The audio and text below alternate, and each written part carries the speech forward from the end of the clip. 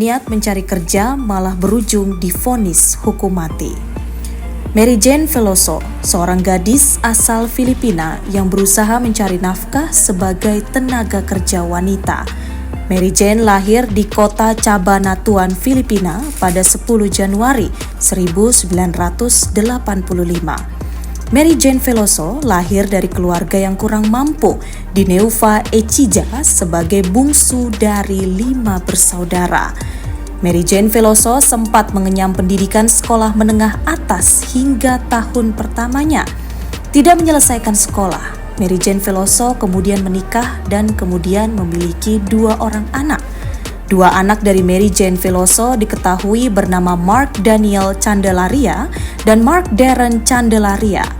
Pernikahannya tidak berlangsung lama hingga akhirnya Mary Jane Veloso dan suaminya bercerai.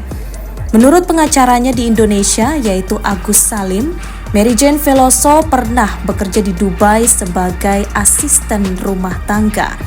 Namun Mary Jane Veloso kembali ke Manila sebelum kontrak 2 tahunnya berakhir karena hampir menjadi korban pelecehan seksual. Hingga akhirnya Mary Jane didekati oleh Christina Tintin Sergio dan dijanjikan pekerjaan sebagai pekerja rumah tangga di Malaysia. Namun saat itu Mary Jane direkrut secara ilegal. Hingga saat tiba di Malaysia, Tintin pun memberitahukannya bahwa pekerjaan yang diharapkan sudah tidak tersedia lagi. Namun ia kembali diiming-imingi pekerjaan di tempat lain. Tintin pun mengirimnya ke Indonesia yang diduga untuk liburan 7 hari sebelum dikembalikan ke Malaysia untuk bekerja. Namun takdir bernasib tidak baik bagi Mary Jane. Pada 25 April, Mary Jane ditangkap oleh otoritas Bea dan Cukai di Bandara Internasional Audi Sucipto, Yogyakarta, Indonesia karena dugaan kepemilikan 2,6 kg heroin. Ia pun harus mendekam di penjara hingga pada 11 Mei 2010, adik Mary Jane yang bernama Darling menerima pesan dari sang kakak yang bertuliskan amanat untuk merawat anak-anaknya. Dan keesokan harinya pada 12 Mei 2010, Darling menerima pesan dari Mary Jane yang membuat keluarganya akhirnya menghubunginya. Ia pun mengatakan bahwa ia sedang berada di penjara. Setelah mendengar kisah dari Mary Jane, keluarganya pun pergi ke rumah Tintin yang berada di Talavera. Setelah mendengar cerita keluarga dari Mary Jane, Tintin pun membalas dengan kata-kata, "Diam, jangan beritahu siapapun dan jangan dekati media." Tintin pun diduga memberitahu bahwa mereka tidak boleh diam, maka Mary Jane dan anggota keluarganya akan berada dalam bahaya besar. Tintin pun mengaku bahwa ia adalah anggota sindikat narkoba internasional. Berbagai macam cara dilakukan oleh keluarga untuk bisa membebaskan orang terkasihnya dari penjara. Hingga pada Agustus 2010, keluarga Mary Jane memutuskan untuk pergi ke Manila. Mereka mendatangi Departemen Luar Negeri untuk melaporkan kasus Mary Jane. Mereka bertemu petugas kasus Patricia Mokom yang berjanji akan membantu mereka dan juga membantu Mary Jane. Sejak itu, keluarga tersebut kembali ke DFA Manila untuk meminta kabar terkini mengenai kasus Mary Jane. Mereka juga meminta bantuan wali kota dan juga gubernur, serta Biro Investigasi Nasional, polisi, dan pihak berwenang di kota Cabanatuan. Mereka diberitahu oleh NBA bahwa mereka tidak dapat mengajukan pengaduan apapun terhadap Tintin karena kurangnya bukti. Pada 4 Oktober 2010, Jaksa Penuntut Umum Indonesia yaitu Sri Anggraini menyampaikan di Pengadilan Negeri Sleman untuk rekomendasi hukum penjara seumur hidup sebagai hukuman atas pelanggaran yang dilakukan Mary Jane. 25 Oktober, keluarga Mary Jane menerima telepon darinya untuk mengucapkan selamat ulang tahun kepada putranya. Sejak itu, mereka dapat berkomunikasi secara rutin dengan Mary Jane melalui telepon. Mereka menyuruh Mary Jane untuk menulis sebuah pernyataan tertulis dan mengirimkannya melalui pos untuk merinci peristiwa yang menyebabkan penangkapannya. untuk digunakan dalam pengaduan yang ingin mereka ajukan ke Badan Pemberantasan Narkoba Filipina terhadap Tintin. Pada 27 Oktober 2010, Kedutaan Besar Filipina merekomendasikan untuk menyewa pengacara swasta untuk Mary Jane untuk melalui tahap banding, sehingga kantor Wakil Menteri Urusan Pekerja Migran mengizinkan pencairan dana sebesar $5.000 dari dana bantuan hukum untuk menyewa jasa Rudianto dan kantor hukum rekan. Pada November 2010, keluarga tersebut menerima surat pos dari Mary Jane yang berisi foto, namun tidak ada pernyataan tertulis. Mereka menelepon Mary Jane dan terkejut karena ada pernyataan tertulisnya tidak sampai ke keluarga. Ia mengatakan ia akan segera mengirimkan pernyataan tertulisnya ulang kepada mereka. Dan pada Desember 2010, keluarga tersebut menerima surat pos lagi dari Mary Jane. Lagi-lagi berisi foto dan bandana dari seorang pendeta, namun masih belum ada pernyataan tertulis. Mereka segera melaporkan hal ini kepada Mary Jane yang mengkonfirmasi bahwa ia mengirimkan pernyataan tertulisnya beserta isi surat lainnya. Pada 2011, keluarga tersebut melaporkan hilangnya isi surat Mary Jane kepada Joseph Latif dari PDIA. Pada 10 Februari 2011, Pengadilan Banding Yogyakarta menguatkan hukuman mati bagi Mary Jane. Dan 21 Februari 2011, pengacara yang disewa Kedutaan Besar Rudianto mengajukan memori banding ke Mahkamah Agung Indonesia atas nama Mary Jane. 22 Februari 2011, Kedutaan Besar Filipina dilaporkan mengajukan banding atas kasus ini ke Mahkamah Agung di Jakarta. Dan pada 31 Mei 2011, Mahkamah Agung menguatkan hukuman mati lagi bagi Mary Jane. 23 Agustus 2011, Presiden Aquino melakukan intervensi setahun setelah Veloso dijatuhi hukuman mati melalui permintaan gerasi kepada Presiden Indonesia yang saat itu adalah Susilo Bambang Yudhoyono yang memberlakukan moratorium eksekusi selama masa jabatannya. Pada 10 Oktober 2011, Duta Besar Filipina untuk Indonesia yaitu Maria Rosario Aguilando, ia meneruskan surat gerasi Aquino tersebut ke Kementerian Luar Negeri Indonesia. Dan 11 Oktober 2012, keluarga Veloso menerima telepon histeris dari Mary Jane. Ia memohon kepada mereka untuk membantunya karena hukumannya telah ditegakkan di sebuah pengadilan. Ia mengatakan kepada mereka bahwa ia akan dieksekusi dalam waktu seminggu. Di hari yang sama, keluarga tersebut pun bergegas ke DFA. Mereka dapat berbicara dengan Patricia yang memberitahu mereka bahwa berita tersebut tidak benar dan DFA belum menerima berita atau laporan apapun dari Indonesia. Keluarga tersebut juga pergi ke PDIA dalam upaya lain untuk mengajukan kasus terhadap Tintin. Mereka diberitahu bahwa mereka tidak dapat mengajukan karena kurangnya bukti. Pada 12 Oktober 2015, keluarganya menelepon Mary Jane untuk menceritakan apa yang dikatakan Patricia. Ia sambil menangis menegaskan bahwa apa yang ia katakan kepada mereka adalah benar dan sudah menjadi berita. Mereka menelepon Patricia tetapi ia kembali menyangkal klaim Mary Jane. Beberapa menit kemudian Patricia menelpon mereka kembali dan memberitahu mereka bahwa berita tersebut memanglah benar. Muncul lagi pada April 2013 lalu, Mary Jane menelepon orang tuanya dan memberitahu mereka untuk mengajukan paspor karena teman polisinya yaitu Puri dan Buta serta sesama narapidana telah setuju untuk mensponsori kunjungan mereka ke penjara. 5 Juni 2013, seorang tua Mary Jane dan putra tertuanya yaitu Mark Daniel pergi ke Indonesia. Mereka tinggal di sana selama hampir sebulan dan dapat mengunjungi Mary Jane setiap hari selama mereka tinggal. 29 Juni 2013, keluarganya tiba kembali di Manila. Juli 2013, Mary Jane mengirimkan pernyataan tertulis tangannya kepada saudara perempuannya, yaitu Marietes melalui kurir dari LBC. 30 Desember 2014, Presiden Indonesia Joko Widodo mengeluarkan keputusan Presiden nomor 31G tahun 2014 yang menolak permohonan gerasi atas nama Mary Jane. 2015 Januari, keluarga menerima telepon dari Mary Jane. Ia memberitahu mereka untuk segera mencari bantuan dari siapapun yang bersedia membantu mereka karena dijadwalkan untuk dieksekusi segera.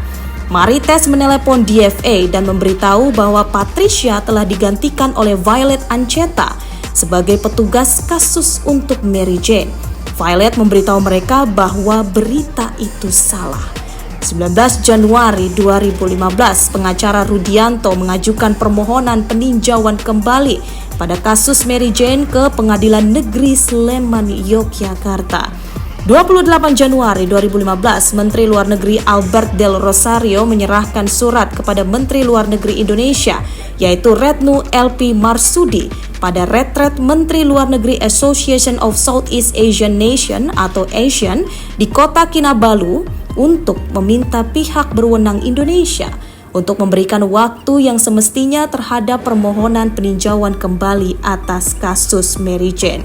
Pada 9 Februari, Presiden Aquino dilaporkan mengajukan banding atas kasus Mary Jane kepada Presiden Indonesia Joko Widodo selama kunjungan kenegaraan Presiden Indonesia ke Filipina. 18 Februari, orang tua Mary Jane, saudara perempuannya yaitu Marites dan kedua putranya pun dibolehkan untuk mengunjungi Mary Jane di Indonesia melalui DFA dan mereka ditemani oleh Violet. 3 Maret 2014, Pengadilan Negeri Sleman menyelenggarakan sidang pertama di mana pihak pembela memberitahukan kepada pengadilan mengenai alasan penerapan peninjauan kembali sehubungan dengan penyimpanan dalam persidangan dan juga di pengadilan pada tahun 2010. 25 Maret, Mahkamah Agung Indonesia menolak permohonan peninjauan kembali. 21 April, setelah berita tentang eksekusi Mary Jane menyebar luas di media sosial, Malacanang kembali menegaskan bahwa Filipina tidak menyerah terhadap Mary Jane. Pada 22 April, akhirnya Presiden Aquino menulis surat ketiganya kepada Presiden Indonesia Joko Widodo untuk segera meminta gerasi sementara wakil presidennya yaitu Jejo Marbinai terbang ke Indonesia untuk mengajukan banding atas kasus Mary Jane. 25 April, Mary Jane dipindahkan dari fasilitas penjara di Yogyakarta ke pulau terakhir Nusa Kambangan di Lapas Pantai Jawa Tengah untuk jadwal eksekusi. Pada 27 April, petisi dari change.org untuk menyelamatkan Mary Jane pun akhirnya beredar online. 28 April, Tintin dan perekrut lainnya menyerahkan diri kepada polisi dengan alasan ancaman pembunuhan melalui pesan teks dan juga online sebagai alasan untuk mencari perlindungan. 29 April, Mary Jane diberikan penangguhan hukuman pada menit-menit terakhir dari regu tembak sekitar jam 1 pagi. Ia sekarang menjadi saksi dalam kasus DFA melawan sindikat narkoba Afrika Barat. Mary Jane lolos dari maut jelang menanti giliran maju di depan regu tembak di Pulau Nusa Kambangan pada tahun 2015.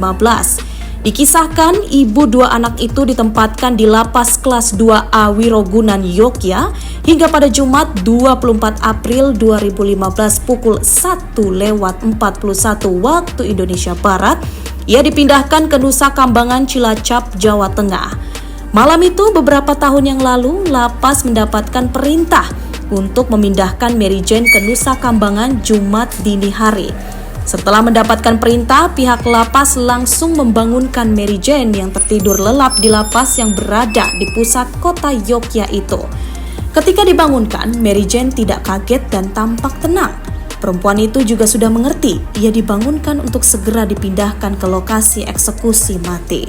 Setelah bangun, Mary Jane menyempatkan diri untuk berdoa sebelum akhirnya dibawa ke Cilacap. Namun siapa sangka, ia akhirnya kembali lagi ke Yogyakarta. Mary Jane kala itu menjadi satu-satunya dari 9 terpidana mati yang sudah dijadwalkan eksekusi.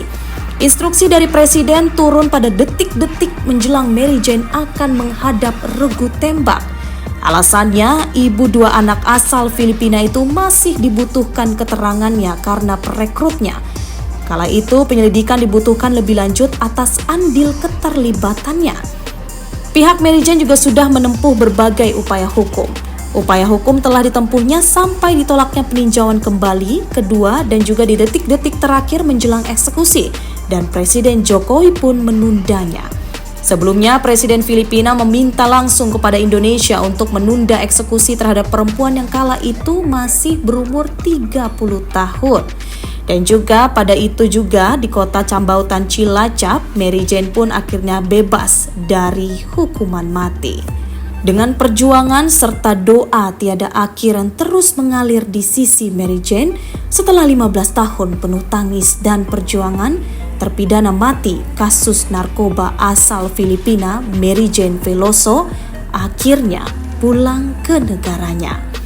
Deputi Koordinator Imigrasi dan Pemasyarakatan Kementerian Koordinator Bidang Hukum dan HAM yaitu Inyoman Gede Surya, ia menyatakan pemulangan Mary Jane dijadwalkan menggunakan penerbangan Cebu Airlines yang berangkat pada Bandara Internasional Soekarno-Hatta pada pukul 00.15 waktu Indonesia Barat. Bak sebuah keajaiban di momen Natal, terpidana mati kasus narkoba asal Filipina Mary Jane Veloso akhirnya menghirup udara bebas dan pulang ke negaranya. Mary Jane sebelumnya mendekam selama 15 tahun di penjara Indonesia. Mary Jane mengaku tetap berdoa selama proses panjang hukumnya karena merasa bahwa Tuhan memiliki rencana indah untuk hidupnya. Mary Jane pun tiba dengan selamat di Filipina pada 18 Desember 2024. Dari bandara, Mary Jane pun diangkut ke Lembaga Permasyarakatan untuk Wanita di kota Mandaluyong, dan adapun GI adalah penjara khusus wanita yang terletak di F. Martinez Avenue, Mauway, Mandaluyong, Metro Manila yang berada di Filipina. Sebelum dipindahkan ke CIW, Mary Jane sempat bertemu dengan keluarganya, termaksud kedua putranya dan juga orang tuanya. Keluarga Mary Jane telah memohon kepada Presiden Filipina Ferdinand Bongbong Marcos untuk memberikan pengampunan dalam membebaskannya dari rencana penjara seumur hidup di Filipina. Seperti yang diketahui, Mary Jane adalah warga Filipina yang ditangkap di Bandara Internasional Adi Sucipto di Yogyakarta, Indonesia pada 25 April 2010 atas kepemilikan heroin seberat 2,6 kg. Namun saat itu ia mengaku tidak mengetahui isi kopernya karena hanya diberi oleh seorang yang bernama Julius Lacanilao dan Maria Cristina Sergio yang diduga adalah bandar narkoba. Ia dijatuhi hukuman mati hanya 6 bulan setelah penangkapannya. Proses hukumannya pun berlangsung rumit. Mary Jane yang saat itu tidak menguasai bahasa Indonesia merasa kesulitan berkomunikasi selama persidangan meski didampingi oleh penerjemah. Pada 29 April 2015, eksekusi hukuman mati Mary Jane ditunda setelah adanya tekanan dari berbagai macam pihak internasional dan bukti bahwa ia merupakan korban perdagangan manusia atau human trafficking. Beberapa jam sebelum jadwal eksekusi, perekrutnya Maria Cristina Sergio menyerahkan diri kepada polisi di Filipina. Akhirnya, ia bisa merasakan dan merayakan Natal di negara asalnya di Filipina, menikmati keajaiban Natal dan menyambut jawaban doa dari keluarga atas perjuangannya. Download Tribun X sekarang, menghadirkan lokal menjadi Indonesia.